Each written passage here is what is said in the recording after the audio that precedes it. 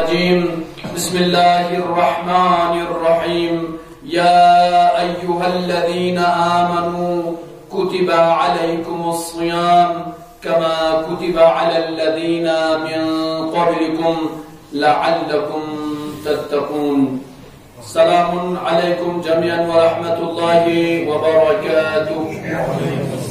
تمام حمد و ثنا ہے ذات پاک پروردگار کے لیے، درود و سلام ہے محمد اور آل محمد علیہ الصلوات والسلام کے اوپر۔ قابل تعریف لائق تحسین آپ تمامی حضرات یقیناً روزمرہ کی فعالیتوں سے وقت نکال کر اس خانہ خدا تک روز جمعہ کی معرفت کو جانتے ہوئے یہاں تک تشریف لائے ہیں۔ دعا کرنا چاہوں گا خدایا بحق محمد و آل محمد علیہ الصلوات والسلام مومنین جتنے بھی دور و دراز سے اس جمعے کے لیے شریک ہونے آئے ہیں، خدایا جو بھی حاجات لے کر آئے ہیں ان سب کی حاجات کو روا فرما۔ جو مشکلات اور پریشانیاں لے کر آئے ہیں مشکلات اور پریشانیوں کو امام مشکل کشا کے صدر میں رفع دفع فرما۔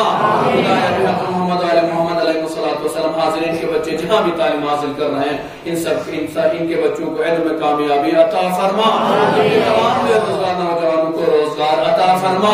خدا مسلمانوں میں جو مسلمان جہاں کہیں بھی مریض ہیں ہسپتالوں میں علاج کریں، گھروں میں علاج کریں، جہاں بھی مریض ہیں ان سب کو بیمار کربلا امام زین العابدین کے صدقے میں شفا عاجل و کامل عطا فرما۔ خدا تمام مرحومین کی مغفرت فرما، فی مسجد کے مرحومین اور حاضرین کے مرحومین ہمارے تمام مرحومین کو جنت الفردوس میں جوار معصومین میں اعلی مقام عطا فرما۔ خدا وارث اعلی فرزند دارا ہمارے والد امام زمان علیہ السلام کے دخول میں تاجیل عطا فرما، ہم سب کو ایمان کے آغان اور انصار میں شمار فرما۔ تمام حمد و ثنا ہے ذات پاک پروردگار کے لیے، درود و سلام ہے محمد اور آل محمد علیہ الصلوات والسلام کے اوپر۔ یقیناً جس آیہ مبارکہ کو ہم نے آج کے جمعے کے خطبے میں سرنامہ کلام قرار دیا ہے، خداوند عالمین سورہ بقرہ آیت نمبر 183 میں ارشاد فرما رہا ہے، یا ایھا الذین آمنوا کتب علیکم الصیام کما کتب علی الذین من قبلکم لعلکم تتقون۔ پاک پروردگار ارشاد فرما رہا ہے کہ اے ایمان والو تم پر روزے کا حکم لکھ دیا گیا ہے، یا ایھا الذین آمنوا کتب علیکم الصیام۔ کتب فعل مجہول کا صیغہ ہے، آپ سمجھ سکتے ہیں جو لوگ عربی دائیں مجھے سمجھ سکتے ہیں، کتب فعل مجہول کا صیغہ ہے۔ اے ایمان والو تم پر روزے کا حکم لکھ دیا گیا ہے جس طرح تم سے پہلے لوگوں پر لکھ دیا گیا تھا۔ لعلکم تتقون، کیوں لکھ دیا گیا پھر ہمارے لیے بھی؟ لعلکم تتقون، تاکہ تم سب اللہ سے تقوی اختیار کرو گے، تاکہ تمہارے اندر خوف خدا آ جائے۔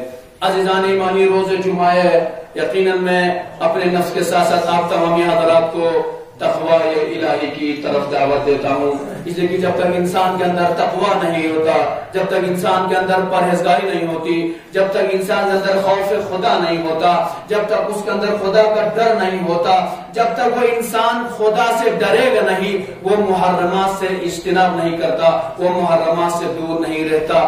یہی تقوی جس آیت میں بھی خدا نے ہمیں حکم دیا کہ لعلکم تتقون، تاکہ تم تقوی اختیار کرو، اس میں یہی مراد ہے کہ خداوند عالمین کا جب تقوی آپ کے اندر آ جائے خود بخود آپ اپنے جذبات پر کنٹرول کریں گے، آپ اپنے لذات اور خواہشات پر کنٹرول کریں گے، اس کے بعد ہر اس چیز سے اجتناب کرتے ہیں جس پر آپ کا خدا ناراض ہوتا ہے، جس پر آپ کے رسول اور ائمہ ناراض ہوتا ہے، اس چیز سے آپ اجتناب کریں گے، اور ہر اس چیز کے قریب سے قریب تر ہوتے جائیں گے جس چیز کا آپ کے خدا اور آپ کے رسول اور آپ کی روز بروز ہم اس تقوی کی وجہ سے قریب ہوتے جائیں گے۔ تو لہذا سب سے مسٹ اور امپورٹنٹ چیز ہمارے لیے جو ہے وہ یہی ہے کہ انسان اپنے اندر تقوی اختیار کرے۔ آج ہم دیکھتے ہیں مسلمان، ہندوستان کی بات کریں، ہندوستان میں کروڑوں مسلمان ہیں ماشاءاللہ سے، تقریباً 30 سے 32% آج ہندوستان میں مسلمان پائے جاتے ہیں، لیکن روزہ رکھنے والوں کی تعداد بہت قلت میں ملتی ہے۔ اس کی وجہ کیا ہے؟ آیا صرف کچھ لوگوں کے لیے روزہ فرض قرار دیا گیا؟ نہیں مسلمانوں، اللہ نے اور اللہ کے حبیب نے تمام عالم اسلام کے لیے جو بھی کلمہ گوئے پیغمبر ہے، جو بھی لا الہ الا اللہ پڑھتا ہے، جو بھی محمد الرسول اللہ پڑھتا ہے، اس کے اوپر روزہ کا حکم واجب ہے۔ اب بات یہ سمجھ میں نہیں آتی، جب اللہ کا حبیب ہمیں کہہ رہا ہے کہ سب کے اوپر روزہ فرض ہے، واجب ہے، اس کے باوجود بھی مسلمان روزے سے کیوں دور بھاگتے ہیں؟ جب آپ یقیناً جو لوگ ڈاکٹر پر اکثر جاتے رہتے، جن کا آنا جانا رہتا، رابطہ رہے ڈاکٹروں سے، ان سے پوچھ لیجئے گا، جب کبھی آپ کو کوئی پرابلم آ جاتی ہے، ڈاکٹر ہمیں یہ نہیں کہتے کہ دوا کھا لو ٹھیک ہو جائیں گے، فوراً ہمارے کھانے میں پابندی لگا دیتے ہیں۔ جس منظور دیو نمو دیو چیز بند گوس ہے، دیو مزو ہے، دیو ماتھوں ہے، زبط دی مطلب وہ چیز، مطلب یہ کہ جو ایفیکٹس آپ کے اندر آ رہے ہیں یا جو بیماریاں آ رہی ہیں وہ آپ کی زیادہ کثرت کھانے کی وجہ سے ہے، لہٰذا ڈاکٹر کو پرابلم سمجھ میں آ جاتی ہے اور فوراً کہتا ہے کہ آپ میٹھا نہ کھانا، کھٹا نہ کھانا، آپ زیادہ پانی نہ، مثلا دوسری چیزیں نہ کھانا، آپ کو فیٹ ہے، اسے چیزیں بتانے لگتے ہیں، اس لیے کہ انسان کی باڈی بھی ایک مشینگری کی طرح ہے۔ اب وہ مشین زیادہ چلتی رہتی، جو لوگ گاڑی ڈرائیو کرتے ہوئے بہتر جانتے ہیں، گاڑی صرف چلانے سے چلتی نہیں ہے، اس میں بہت سی چیزوں کا خیال رکھنا پڑتا ہے۔ جب آپ لگاتار کئی کلومیٹر چلیں گے تو اس میں پیٹرول کی بھی ضرورت پڑتی ہے، گیئر آئل کی بھی ضرورت پڑتی ہے، دیگر بہت سارے اس آئل کی ضرورت پڑتی ہے، وہ سب بار بار چیک کرتے رہنا پڑتا ہے، وہ ڈالنا پڑتا ہے، لہٰذا ایک ہی چیز پہ گاڑی نہیں چلتی ہے۔ اسی طریقے سے ہماری اندر کی مشینری جو ہے وہ اس طرح چلتی، بلکہ خداوند عالمین نے ہمارا حکم دیا کہ تم 11 مہینے کھاؤ، آرام سے کھا لو پی لو عیش کرو، لیکن ایک مہینہ تم اس مشین کو آرام دو تاکہ وہ 11 مہینے بہتر طریقے سے کام کر سکے۔ خداوند عالمین مسلمانوں یہ کوئی نہ سوچے کہ ہم مسلمانوں کے لیے آج کے دور کے جو پیغمبر آخری محمد حضرت محمد مصطفیٰ صلی اللہ علیہ وسلم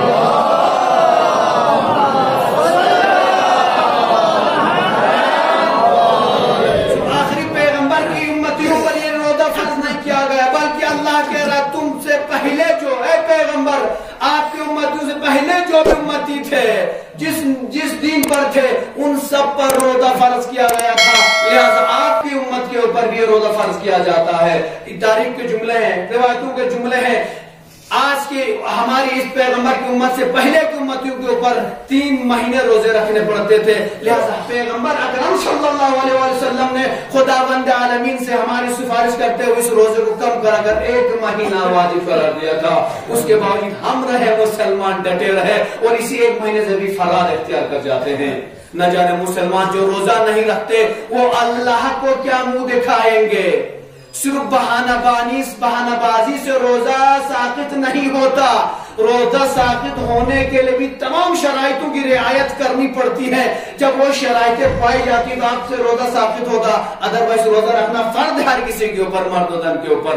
لہذا عزیزان گرامی، ماہ مبارک رمضان آ رہا ہے، آج نہیں، کل نہیں، پرسوں نہیں، ترسوں نہیں، انشاءاللہ یقیناً 1-2 دن بعد یا 3 تاریخ کو روزہ فرض ہوگا یا 4 اپریل کو، 3 تاریخ کو یا 4 تاریخ کو پہلا روزہ ہوگا، وہ چاند کے اوپر ڈیپینڈ کرے گا۔ لہٰذا ابھی سے نفس کو آمادہ کیجئے، اپنے تزکیہ نفس کیجئے، کوشش یہ کیجئے کہ اللہ کے ہم مہمان بننے جا رہے ہیں تو اس طریقے سے مہمان بن کر جائیے کہ جو مہمان نوازی کے لیے تیار ہے وہ مہمان کو دیکھ کر خوش و خرم ہو جائے۔ ایسا نہ ہو کہ مہمان تو آ رہا ہے، مہمان نواز ہم سے ناراض ہو جائے۔ لہٰذا جب آپ اللہ کے مہمان بننے جا رہے ہیں تو خدا کو خوش کر کے اس ماہ میں داخل ہو جائیے۔ لہٰذا شیخ صدوق علیہ الرحمہ نے معتبر سند کے ساتھ امام رضا علیہ السلام سے روایت کی ہے اور آپ نے اپنے بزرگوں کے حوالے سے امیر المومنین علی ابن ابی طالب علیہ السلام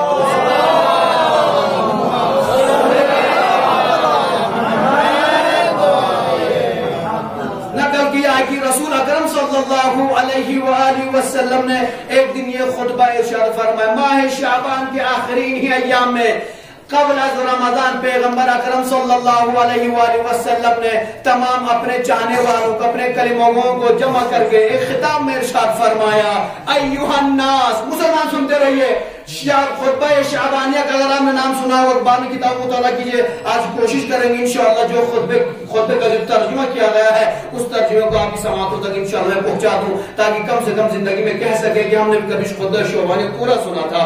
پیغمبر اکرم صلی اللہ علیہ وآلہ وسلم نے ارشاد فرمایا، ایھا الناس، ماہ مبارک ماہ رمضان برکت و رحمت و مغفرت کے ساتھ آ رہا ہے۔ سنتے رہیے، پیغمبر کے الفاظ ہیں، پیغمبر کے الفاظ اور ترجمہ ہمارا اردو میں باقی پیغمبر کے الفاظ ہیں. ایھا الناس ماہ مبارک رمضان برکت و رحمت و مغفرت کے ساتھ آ رہا ہے. یہ وہ مہینہ ہے جو خدا کی نظر میں بہترین مہینہ ہے. پورے مہینوں میں جو خدا کی نظر میں سب سے بہترین مہینہ یہی ماہ مبارک رمضان ہے.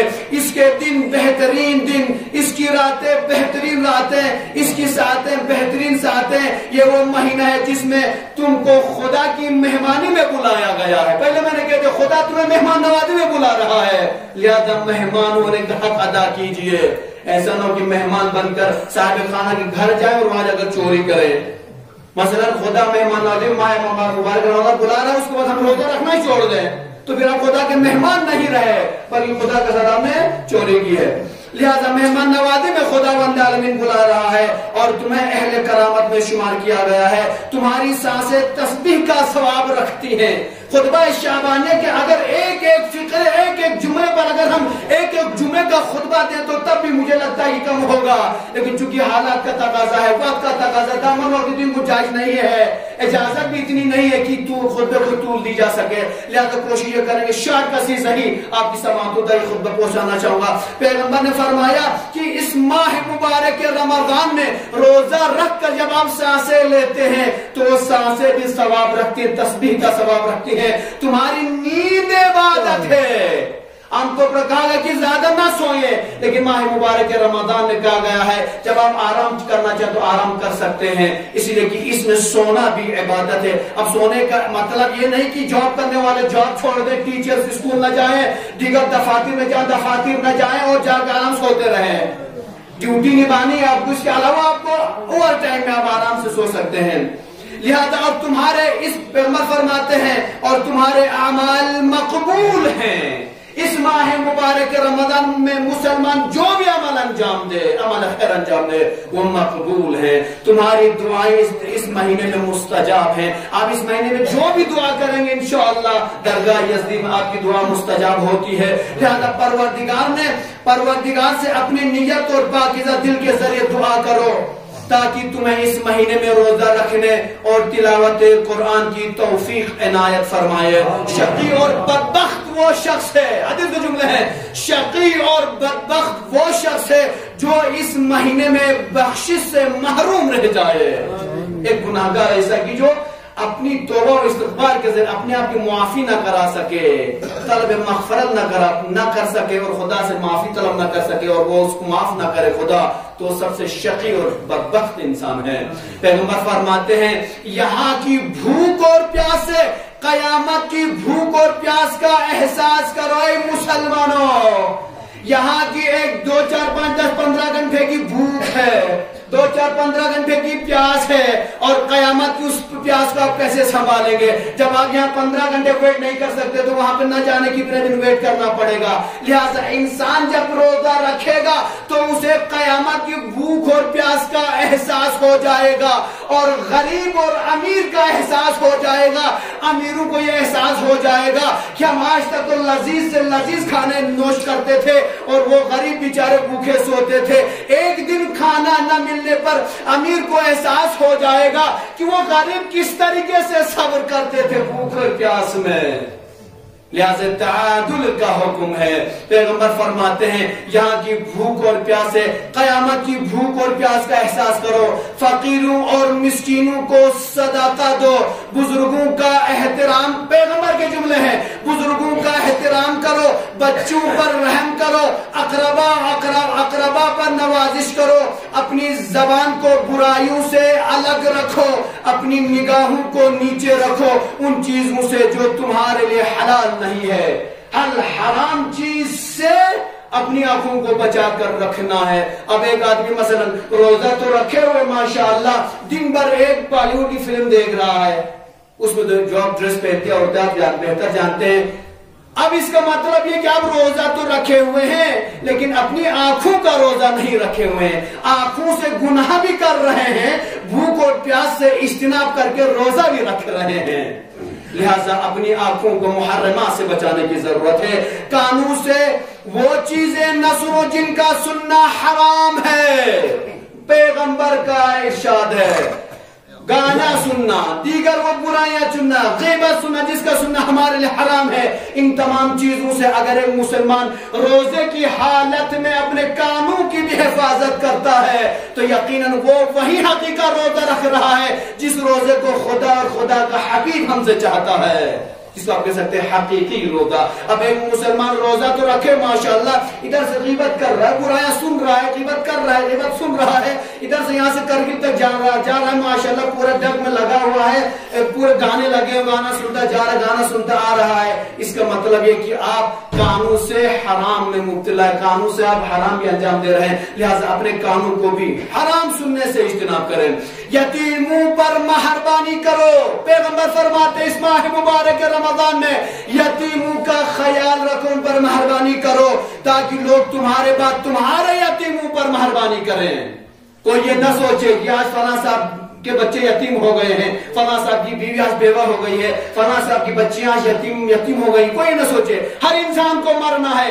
آج ان کے بچے یتیم ہو گئے ہیں، کل ہم جب اس دنیا سے رخصت ہوں گے ہمارے بچے بھی یتیم ہوں گے، لہٰذا ہمارے اپنے بچوں کی یتیمی کو یاد کر کے ان یتیموں پر رحم کرنا شروع کر دو۔ جب تم ان بچوں پر، ان یتیموں پر رحم کرو گے خدا بھی تمہارے بچوں پر رحم فرمائے گا۔ لہذا اس کے بعد پیغمبر اکرم صلی اللہ علیہ وسلم ارشاد فرماتے ہیں گناہوں کو چھوڑ کے خدا کی طرف متوجہ ہو جاؤ، گناہوں کو چھوڑ دو، خدا کی طرف متوجہ لگاؤ، اپنے ہاتھوں کو دعاؤں کے لیے اوقات نماز میں بلند رکھو جو بہترین وقت دعا ہے۔ لہذا اس ماہ میں اگر کوئی 10 بلند نہیں کر سکتا ہے تو سمجھ لیجئے گا وہ کبھی بلند نہیں کر سکتا۔ اس ماہ میں خاص طور پر نماز کے وقت میں، افطاری کے وقت میں، نماز کے وقت میں افطاری کو میں بہت تاکید کی گئی، نماز شب کے وقت میں زیادہ سے زیادہ دعا کرنے کی، یقین ایسے یہ لمحات ہے، یہ اوقات ہے کہ خدا ہماری دعاؤں کو جلدی سنتا ہے، لہٰذا انشاءاللہ دعاؤں کے لیے ہمیشہ ہاتھ بلند رکھیے۔ اور پروردگار اس وقت میں بندوں پر نگاہ مرحمت کرتا ہے اور دعاؤں کو قبول کرتا ہے۔ اگر وہ مناجات کرتے ہیں تو سن لیتا ہے۔ اے وہ لوگوں جن کی زندگیاں ان کے اعمال کے ہاتھوں اڑھن ہیں، خدا کی بخشش طلب کرو، اور اگر تمہارے پشت گناہوں کے بوجھ سے سنگین ہو گئی ہے تو طول سجدہ سے اسے ہلکا بناؤ۔ یہ ہمارے اگر اتنے گناہ ہو چکے ہیں کہ جس کو ہماری پشت سنگین ہو گئی ہے، لہذا اب تم اس سنگینیت کو، اس بھاری پن کو اتارنا چاہتے ہو تو پیغمبر فرماتے ہیں سجدوں کو طول دو، زیادہ سے زیادہ لمبے سجدے کرو، زیادہ سے زیادہ نماز پڑھو۔ جب تم نماز پڑھو گے، سجدوں کو طول دو گے تو تمہاری پشت میں جو گناہ رہ گئے ہیں وہ خود بخود جھڑ جائیں گے اور اتر جائیں گے، لہذا سجدوں کو طول دینے کی حکم دی گئی ہے۔ اور یہ یاد رکھو کہ پروردگار نے اپنی عزت و جلال کی قسم کھائی ہے، نماز گزار اور سجدہ گزار بندوں پر اس مہینے میں عذاب نہیں کرے گا۔ خدا نے قسم کھائی ہے کہ جو سجدہ گزار ہیں، جو نماز گزار ہیں، اس مہینے میں ان پر عذاب نازل نہیں ہوگا اور انہیں آتش جہنم سے نہیں جلایا جائے گا۔ اس کے بعد پیغمبر اکرم صلی اللہ علیہ وسلم مسلمانوں سے خطاب کرتے ہوئے ارشاد فرماتے ہیں ایھا الناس، جو شخص اس مہینے میں کسی مومن کو افطار کرائے گا پروردگار اسے ایک غلام آزاد کرنے اور گزشتہ گناہوں کی بخشش کا ثواب عنایت کرے گا۔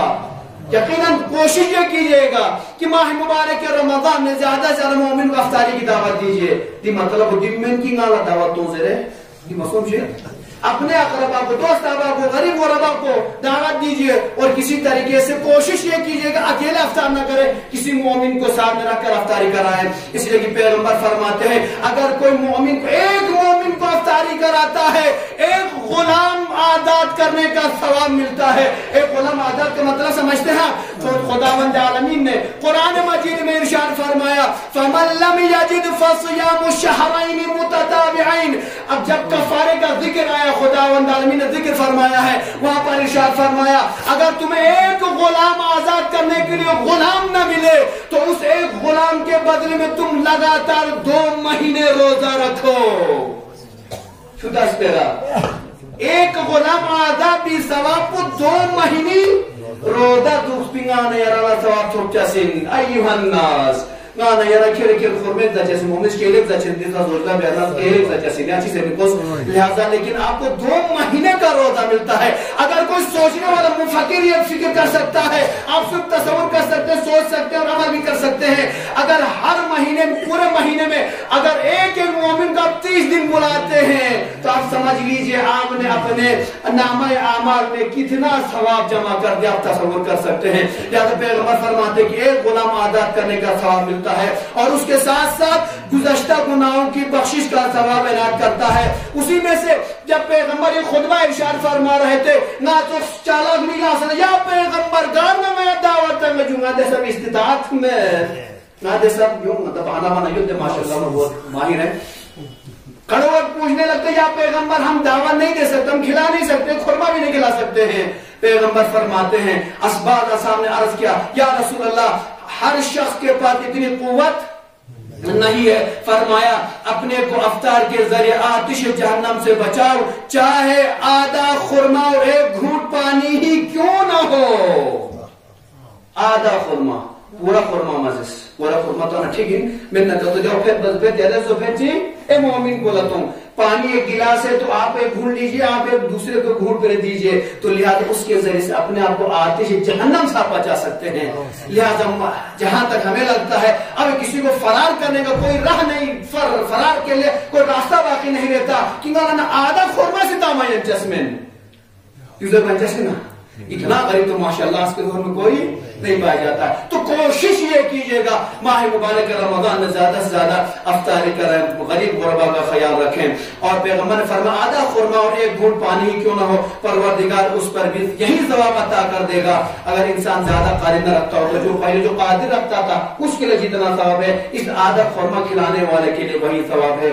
عزیزان گرامی اس کے بعد پیغمبر اکرم صلی اللہ علیہ وسلم کے جملے جلدی جلدی سنتے رہیے چونکہ دامن وقت میں اتنی گنجائش نہیں کہ میں طول دے سکوں. پیغمبر فرماتا ہے ایھا الناس اس مہینے میں اپنے اخلاق کو درست رکھو, اپنی ہیبٹس کو اچھی کیجئے, اپنے کریکٹر کو اچھا بنائیے, اپنے اخلاق کو اچھا بنائیے.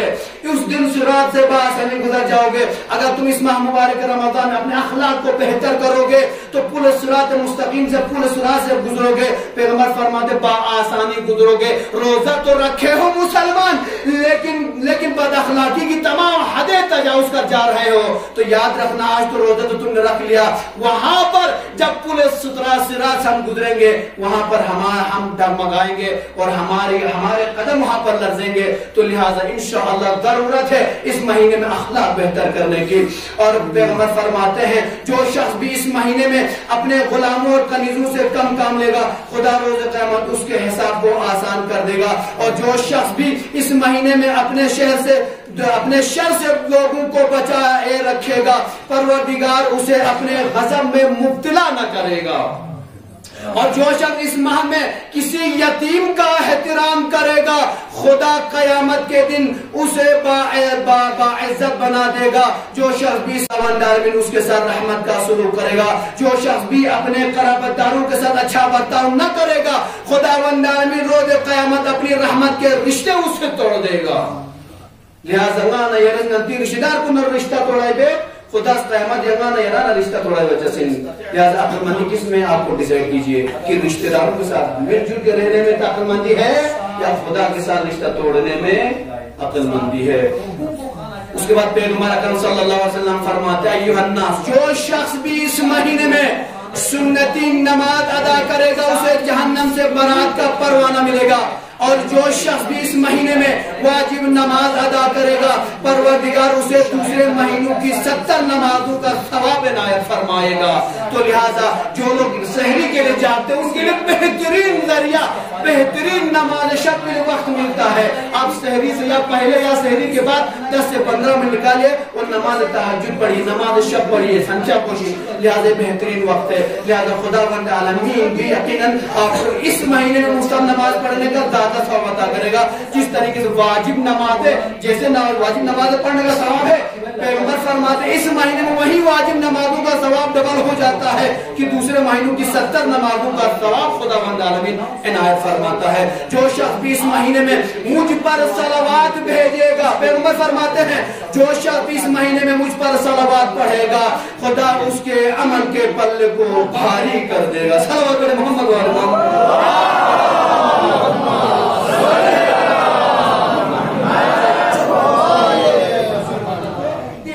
جو شخص اس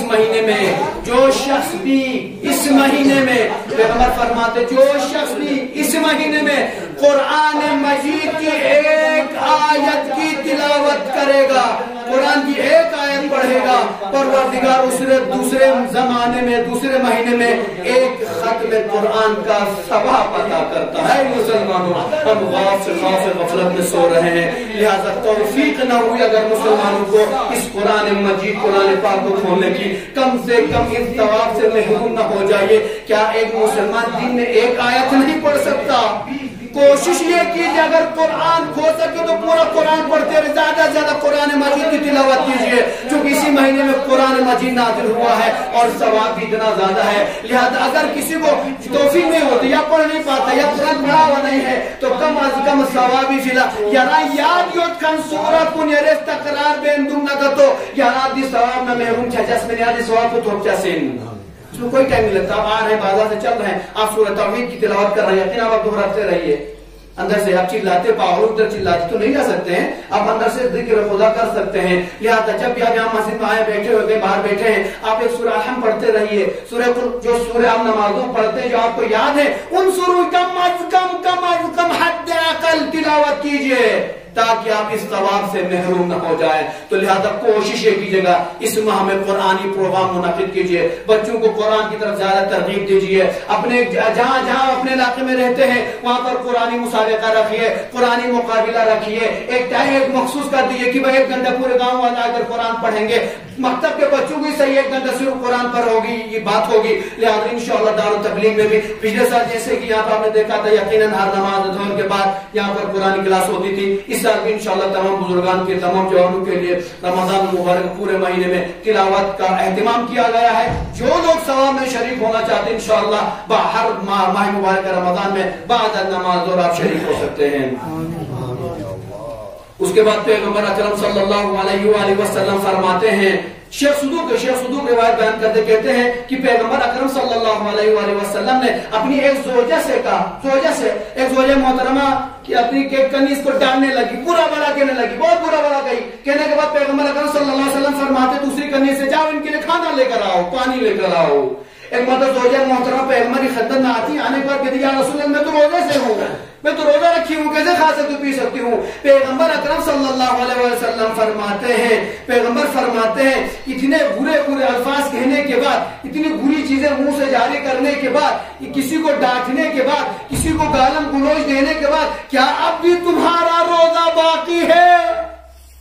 کیا اب بھی تمہارا روزہ باقی ہے؟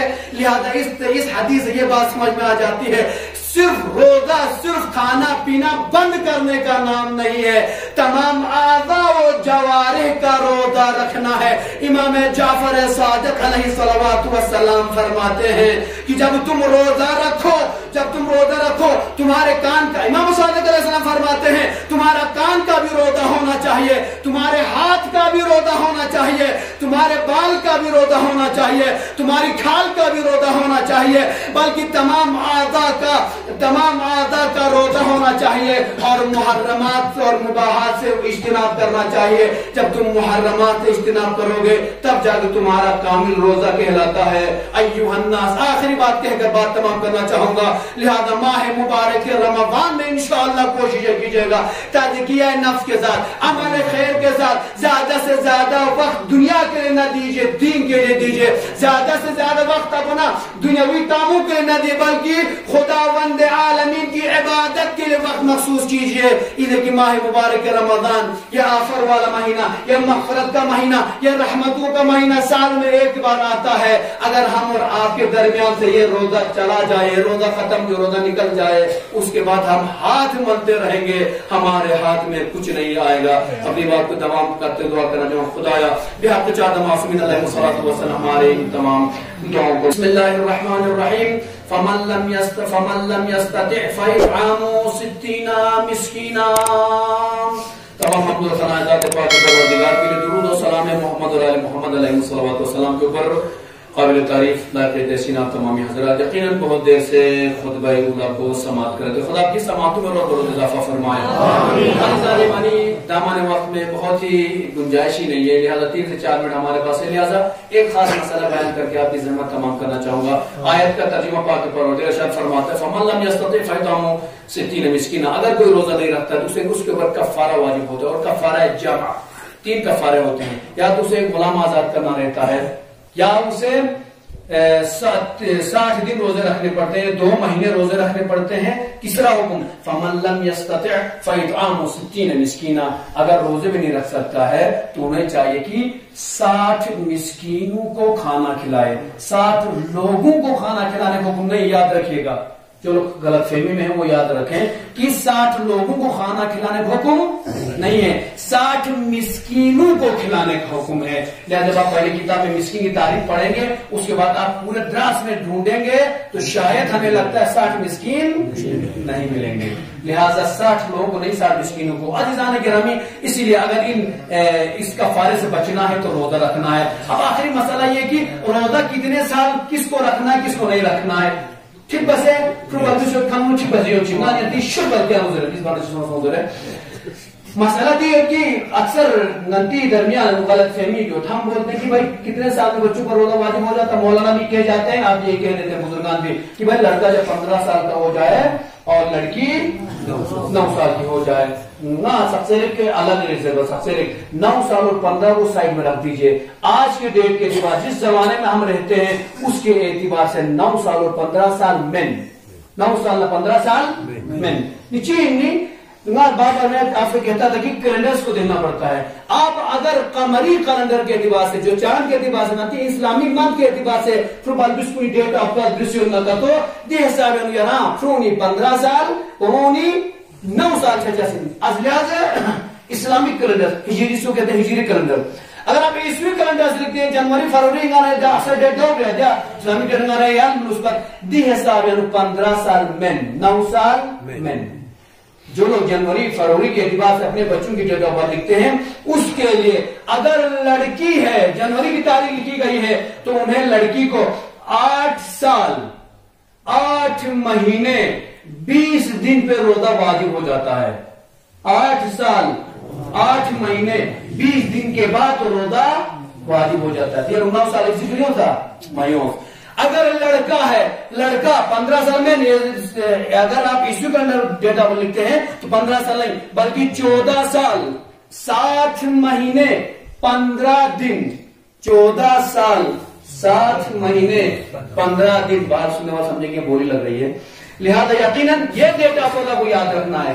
اگر آپ چاند کے اعتبار اسلامک کیلنڈر کے اعتبار ہجری کیلنڈر سے لکھتے ہیں تو 9 15 اگر جنوری فروری عیسوی کیلنڈر ایسے بننا ہے ڈیٹ آف برتھ سے نہ تو دی ڈیٹ آف برتھ حساب انوت یہ دی فربالبس کو نکال روزہ واجب جیسے، لہذا ان کو یاد رکھنا ہے۔ اس کا آخری بات کہ بات تمام کر دوں، ان لوگوں پر جو لوگ مریض رہتے ہیں ہمیشہ بیمار رہتے ہیں ان کے لیے روزہ نہیں ہے، جو لوگ مسافر رہے ان کے لیے روزہ نہیں ہے، جو لوگ بزرگ ہے زیادہ ایج زیادہ ہونے کی وجہ سے روزہ نہیں رکھ سکتے ان کے لیے روزہ معاف ہے، ادروائز ہٹے کٹے جوانوں کے لیے روزہ معاف نہیں ہے۔ اگر کوئی شخص جان بوجھ کے روزہ نہیں رکھتا، کوئی جوان روزہ نہیں رکھتا ہے یا جو رکھ سکتا ہے رکھتا نہیں ہے اس کے اوپر کفارہ ہو جاتا، اور کفارہ ایک نہیں بلکہ کفارہ جمع 3 کفارے واجب ہو جاتے ہیں، لہذا ضرورت ہے انشاءاللہ کوشش کیجیے گا اس ماہ مبارک رمضان میں آپ کا ایک روزہ بھی نہ چھوٹے، اور مکمل طریقے سے ایک بار ٹرائی کر کے دیکھ لیجیے کہ پورا روزہ رکھنے کے بعد کتنا سکون اور آرام ملتا ہے۔ اپنی بات کو تمام کروں گا، خدا ماہ مبارک رمضان میں ہم سب کو زیادہ سے زیادہ روزہ رکھنے کی توفیق عطا فرما، کرنے کی توفیق عطا فرما۔ زمان علیہ الصلوۃ والسلام کے دخول میں